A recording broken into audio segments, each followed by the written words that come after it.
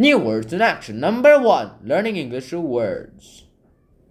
Our second category, cybers. First, words. Words 8 to 20 of the official contents page, though. We have from app to binge watch, all the way to the deep web, which I actually visited once. Never want to do that again, because I forgot how to do it. Regardless of what I just did and whatever criminal activity I did nothing on the deep web. Let's get to start with. Alright, first off, we have apps. Let me change colors. Apps. App is an abbreviation of the word application. An app is it's a program that can be downloaded onto your digital device, whether it's like, usually they refer to this as your phones, but it can also be your laptop and your PC and your gaming PC as well too. It's an application. It's a software that lets you run a program, whether that's a game or a calculator or a manager or just a YouTube video watching device. Apparently YouTube app isn't the only place where you can watch YouTube. And that's all an app is. I just downloaded another 3 apps to edit my photographs. Another 3? Is that too many? No, not at all. They were recommended by the Computer Times, But why do you need 20 apps to do the same thing? That's not all. I have another app that helps me organize all these 20 apps. Cool, right? Mark, here's the thing. I'm not sure where I heard about this from before. Probably from that YouTuber who makes technology reviews. He said that, hey, don't make something paid when it's already free. And then he made that wallpaper. I forgot his name, but he made that wallpaper app that would costed $50 a year just for wallpapers. Just for wallpapers that were already free online. That looked very AI. And then he said, chill, this for the ones who really want it. You literally said it yourself. Don't make something that's already free to become paid. That's the worst thing you can do. But in the end, of course, there's something about this that's a little fishy, don't you think? I think so, that what this little girl with the ribbon is trying to say is, it's kind of pointless having apps that do the exactly same thing and having something that just organizes all the exactly same thing. They have the same effects, they have the same stuff. You're only going to use one at a time anyway. Alright, and then we have the word binge watching. Now, let me just ignore the watching part and explain to you what a binge is. A binge is like you do something for multiple times at once. Like binge eating, you eat a lot at once. And binge listening to music, you're listening to music at a time, an hour long, several pieces of music. Usually pop star music's got that kind of tone into it. Binge watching, though, as the name suggests, is you watch multiple episodes or several movies of the same series. I once binge watched the entire the first 3 seasons of Young Sheldon. This was back then when season 4 was still being aired. Season 5 didn't even exist yet. And it's impossible to binge watch that new spin-off of Young Sheldon. I miss Young Sheldon. But of course, some things can't last forever. And this girl seems to have binge-watched all the episodes of Disaster Island all weekend. It is important to eat right. Do not go on a crash diet. And you shouldn't go on a food binge either. Yawn. Sorry, Mom, I couldn't help myself. Wowza. I've been binge-watching all the episodes of Disaster Island all weekend. Tisk, tisk. Tisk, tisk. I mean, she's a nurse. You shouldn't have said that. Alright, here we have bitcoins. So first of all, bitcoins. One thing that people kind of don't know about bitcoins is that, well, it's a currency. It's a real currency that's not controlled by any government in the entire world. We have no idea who the creator is. Also, it's heavily rumored to be some Japanese dude. But what we do know is that whoever created Bitcoin was a genius, because now there's a way to make wireless payment without necessity of a middle government involved at all. That's the genius of this. Seriously, Bitcoin is the popular digital money that's not controlled by the government. Back then, in 2015, I'm pretty sure that it wasn't worth that much. It's still worth a few $1,000s, but nowadays, one Bitcoin can be worth millions of dollars. Millions of dollars.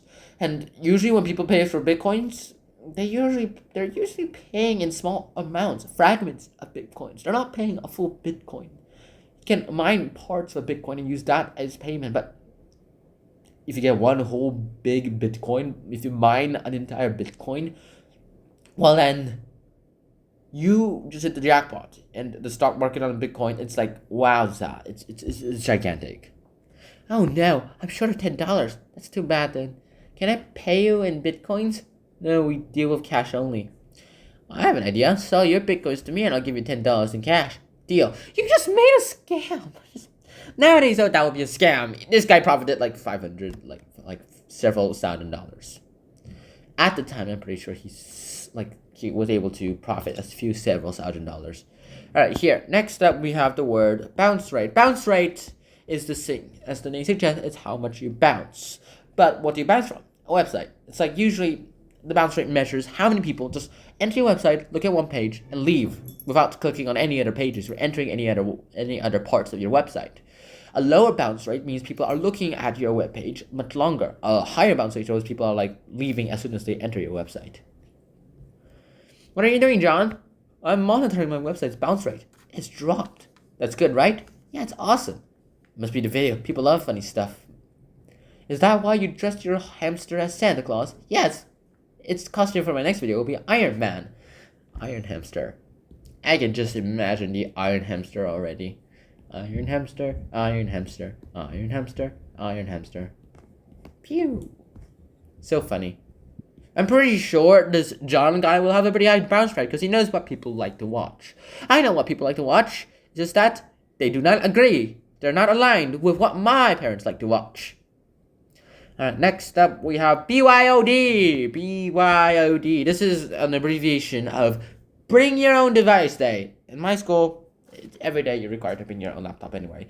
So every day is BYOD day in my school.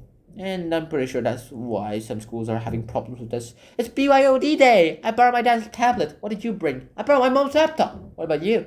I have my smartphone. You're going to type the 10-page assignment with that? What? My texting speed is super speed.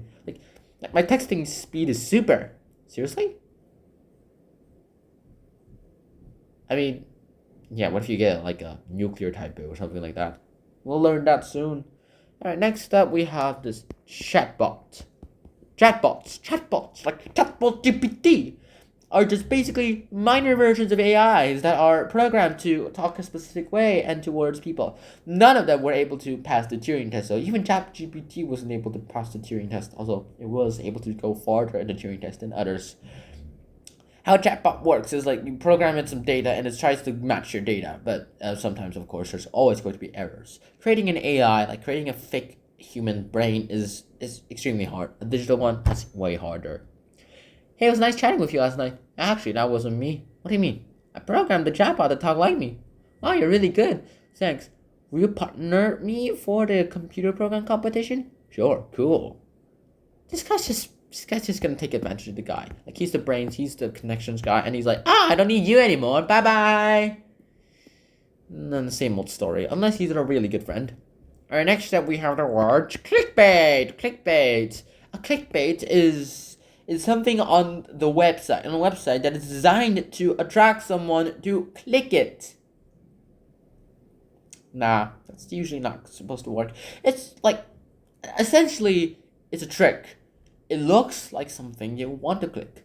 Looks like something you want to see. But when you enter it, it's about something entirely else. Like, you click that ad about, hey, click this for free Robux, and then you're sent to this website where it says, sorry, all the calls, and it's just redirects you to a phishing website. Even though you came for the Robux. And next thing you know, your computer's hacked. We will have to use these as clickbaits on our project webpage. Can you look through these and scan the best 3? What are those? I thought the project is on phishing and bait.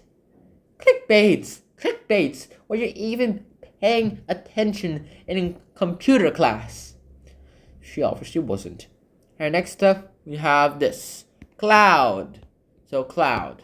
We have cloud. A cloud, and like the white fluffy stuff in the sky, is basically a network of servers on the internet. It's a software system that saves the data into there directly, where there's going to be no storage needed on your phone. You don't need hardware for this. Of course you need hardware for this. You're going to need to store them somewhere.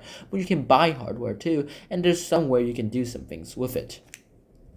You know how Paolo wanted that terrible drum music for the wedding? I forgot to bring the CD, so he won't be able to play it. Darling. Here he is. Shh. Honey, don't be upset. We can use the harp music that I picked. Don't worry, I just remembered. I have the music file in the cloud. I just needed to download it. Goodness gracious, listen to your wife for once, will you? Also, where did I see these two before? Dagong. That was funny. Next up, we have this. We have contactless. Let me just write it down. Contactless. Now, when something is contactless, that means you can pay something without any contact at all. It's like a little card. You just swipe it, and now you just paid for the entire thing.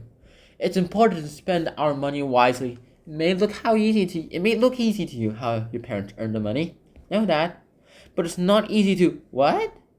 Credit cards make it so easy. Contactless payment, best invention, right, honey? Yes. No, that's not what I'm trying to teach our kid. You're teaching our kid that you can spend my money whenever you want, and you don't need to work a cent. Well, I'm trying to teach him that it works hard to earn all this money. Well, now you just ruined the entire learning experience.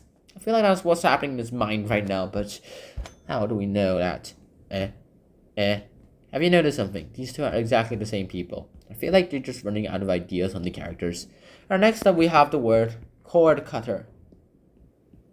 So, a cord cutter. A cord cutter is like, if you're a cord cutter, that means that you cancel subscriptions to something so that you can replace it with internet or wireless services. I don't want to be a cord cutter. I don't understand why we have to watch our favorite shows on the internet. But I'm getting a new smart TV that links to the internet at super speed, and we will get to save hundreds of dollars every month. Wait, does this mean I get extra shopping money then? Just give her some extra shopping money, even if it's just $1. Alright, next up we have these words. We have cyberchondriac. A cyberchondriac apparently is a person who obsessively searches the internet for information about those real or imagined symptoms of illnesses. Like, you Google up about leukemia. You look at yourself, I have leukemia! Even though you definitely, of course, don't have leukemia. You just look like you have leukemia. There are several symptoms that look the same and just are similar. Doesn't mean anything. Why do you look so sad? I think Paolo was turning into a cyberchondriac. What happened? Paolo had a toothache and spent all night reading the internet for info. He ended up thinking that maybe he had a stomach ulcer instead. Not a toothache anymore? That was last week. This morning he was on the internet researching neck aches. Goodness gracious. That's gonna be a one heck of a wife she has to be. Alright, next up we finally have this word. Cyber conference. Cyber Eliking Ama active. Cyber Gomorrah Ama active. You'll have to figure out what I'm talking about by watching Tokusatsu. Cyber conferences. So, cyber conferences is like a conference on the internet. You go ahead and you try this conference with the guy, and it's basically like a meeting, but you do it on the internet, like via Skype or Zoom. Skype is so outdated nowadays. I'm not even sure anyone uses Skype anymore. Ask him later. He's in a cyber conference with his colleagues. Yes, they've been having a discussion since morning. So we're headed to the football match then, Bob? Yes, Mr. Miller. But remember, we don't let our wives know. I think he forgot to plug in the earphones. And finally, we have this word. Deep web. So the deep web. A deep web is like the web undiscoverable by standard search engines. Those parts that you can find with standard search engines, that's just 2% of the entire internet. The other 98% is in the dark deep web. It's like a place where people do the little private shady stuff, where they sell stuff that's illegal, or they make trades with money that's illegal, that kind of thing. Wow, there's so much information in the deep web. I can see our rival school's secret lesson plans. No, help! Oh no. I dreamt about the deep web again. I don't know about deep web, but this looks like a spider web. She's not wrong. And that's all I can say. So, I hope you guys enjoyed this episode. Here's our next set of words for next time. Until then, Shihon out. Peace. Bye-bye.